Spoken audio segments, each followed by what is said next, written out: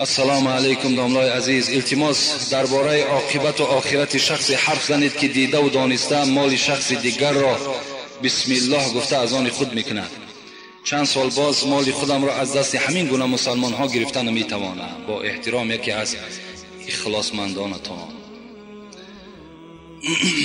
این الرجالا یتخوزون يتصرفون في مال الله بغير حق فلهم النار يوم القيامة. بخاری. امام بخاری در حدیثهای خود بیان میکند که کدام مردی که مال یک برادرش تصرف میکند بغیر حق میگیرد یقینا انتظار باشد که آتش دوزخ منتظر وی است.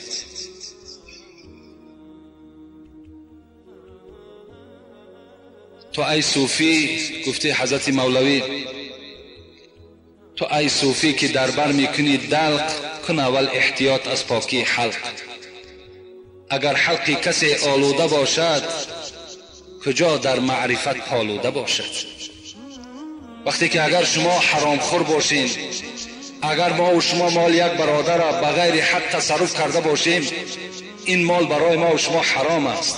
وقتی اون مال حرام تا وقتی در دست ما و شماست یا تا وقتی که حقی را ما ادا نمیکنیم، عبادت‌های ما و شما در نزد خداوند ناقص است. عبادت‌های ما و شما در نزد خدا ثواب ندارد. این نمازی که ما و شما میخوانیم به مقصد چی میخوانیم؟ تا که ما و شما را از همین کردارهای بد باز دارد.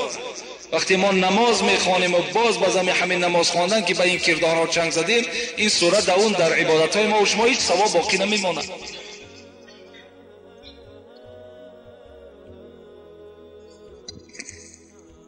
السلام علیکم داملای شیرین سخن. من از شما خواهش دارم با همین سوال من جواب دهید.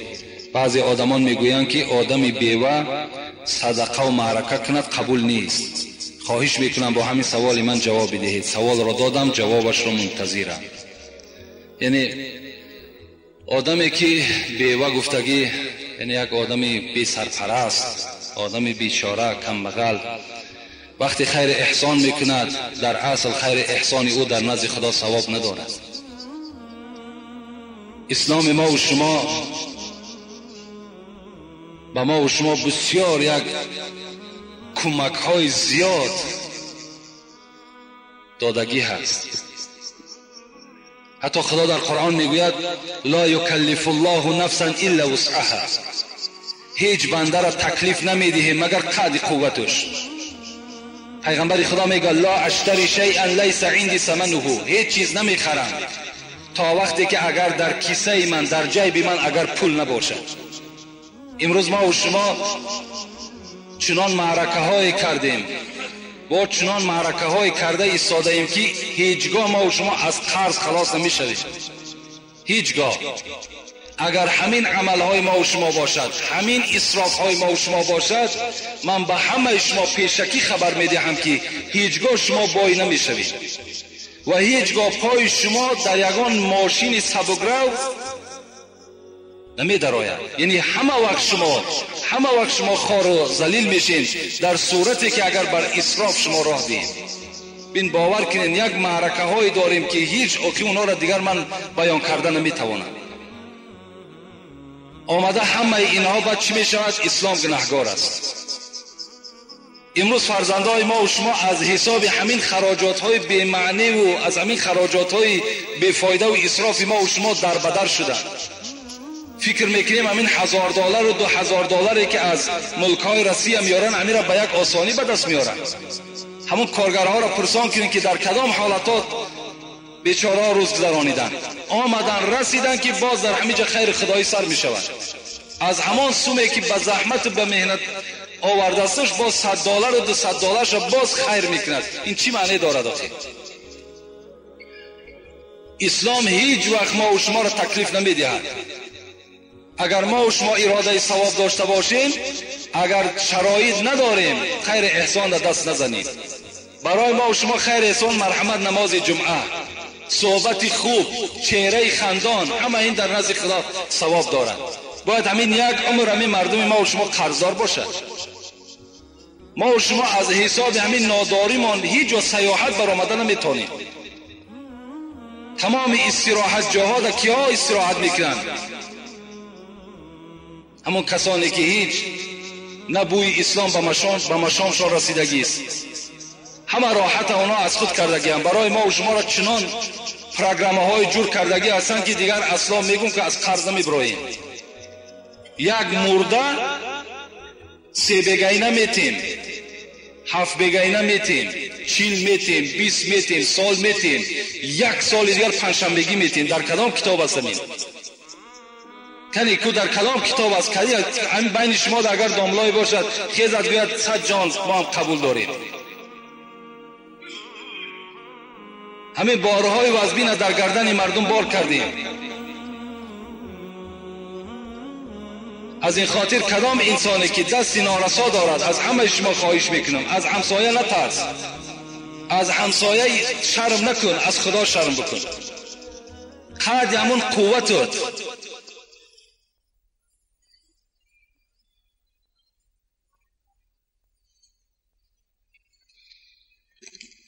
این است خاص اسلام ما و شما.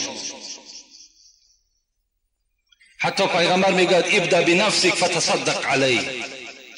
اول نفس خود تسیر کن، اول خودت از لباس و از خوراک خودت تأمین شو، بعد از آن زن و فرزندها تا تربیه کن، بعد از آن خیش قومیت تا برسان. وقتی که اگر دستی تو از همه اینها که زایتی شد بعد مرحمت بیرون برا، خواه همسایه میره خواه کجای ده که خیر احسان میکنی.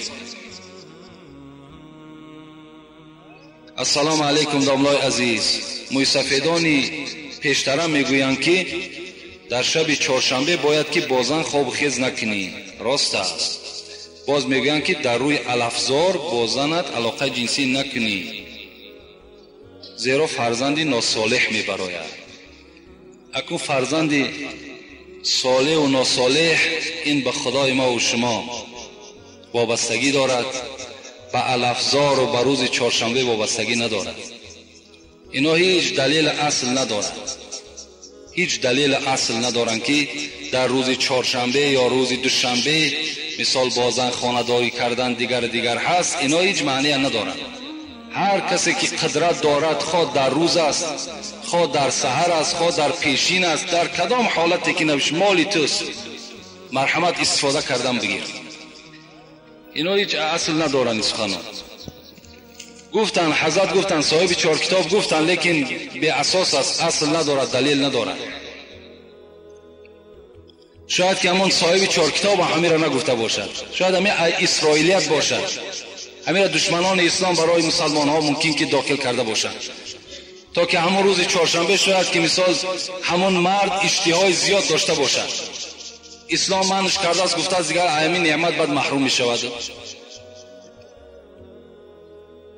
السلام علیکم داملای شیرین سخن. من یک شخصی نزدیک دارم که او زنش را طلاق کرده است و با ما همدیگر مصلحت کرده تا طلاق مرا هیچ کس نفهمد. گفته با همدیگر زندگی دارند و بعد از طلاق از آنها پسر بچه به دنیا آمد. از شما خواهش میکنم که به این سوال جواب درست دهید که تا اینکه با واسطه دیگر شخص من جواب این سوال را به اون انسان برسانم. خاک و پنهان خدا در قرآن میگوید این تبدوا ما فی انفسکم او تخفوه یحاسبکم به الله. شما چی پنهان عمل چی عملی را در پنهانی انجام میتین، چی عملی را در آشکارا انجام میتین، از همه این خدای شما با خبر است. پنهانش کرده است. مثال بازن طلاق کرده شده که زندگی میکند، زندگی و البته حلال نیست. اون فرزندی که به دنیا آمد است، اون فرزند الکه ولد زنا هست، اون بیچاره الکه یک داغ در وجود او جایگیر شد. این کارها آینده آشکار می شوند و همون فرزند بیچاره که هیچ گناه ندارد زیر ملامت رفیقاش گرفتار می شود.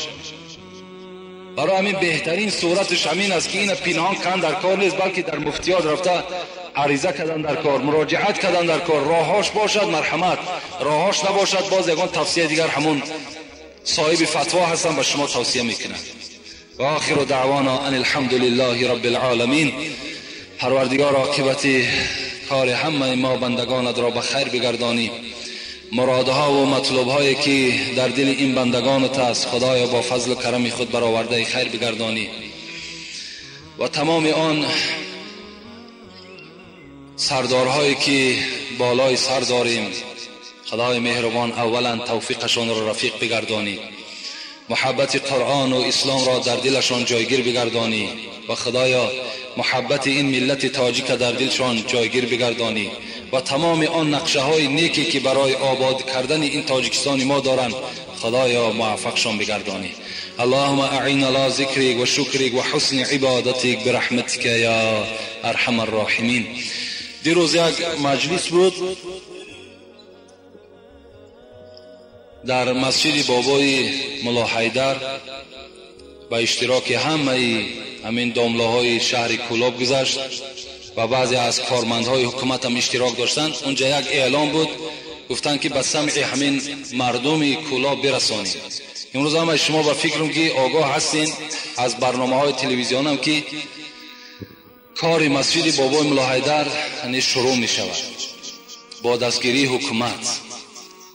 یعنی شاید که فرمان آمده باشد که همین مسجد آباد کنند و 2 روز پیش علاکه $1000 خود رئیس حکومت گذراندگی است در همون صورت حسابی که علاکه در بانک ملی ہوئی کردگی هست و دیگر نماینده های حکومت هم صد سامان و هر کسی که مقدار قوتش گذرانیده ایستاده است و از ما خواهش کردن که به سمع همون مردمی که در اطراف شما هستن برسانین که هر کسی که برای آبادانی همون مسجد بنای همون مسجد میخواهد همون بانک ملی میرود، همون جب یعنی حسابچی و همون کسیر و همش هست، اعلان میکنیم که چند سومی که داشته باشی برای خاطر ثواب همونجا چک کرده در دست تو همون کاغذ شمیتن که مثال چند سوم شما در همون مسجد گذرانیدین و گفتن که اعلان کنین که ملا حیدر در کار سومی کار نداره. ملا حیدر ای کارهای سومی دور کردگیان که انا تا که مثال باز و بعضی همون آوازه و مثال ناباوری هایی که بود همونها در دل مردم جان نگیرن و رفته همین کار انجام بدن. لیکن من فکر میکنم خیلی کاری خوب است. باور کن اگر همون آباد شود او برای ملا حیدر نیست یا او برای یگان داملای دیگر نیست، او برای مردم کولاب ما و شماست. آینده او میدان و او شرایطی که در اون مسجد است، در اون مسجد مهمانخانه هم می شود، در اون مسجد جای تعلیم همین مدرسه بچه ها هم می شود. انشاءالله فکر میکنم که آیندهش خیلی نیک است و تمام داملا در همونجا جمع می شوند، مثال با تعلیم همین فرزندای مردم کولاب آماده می شوند برای همین کدام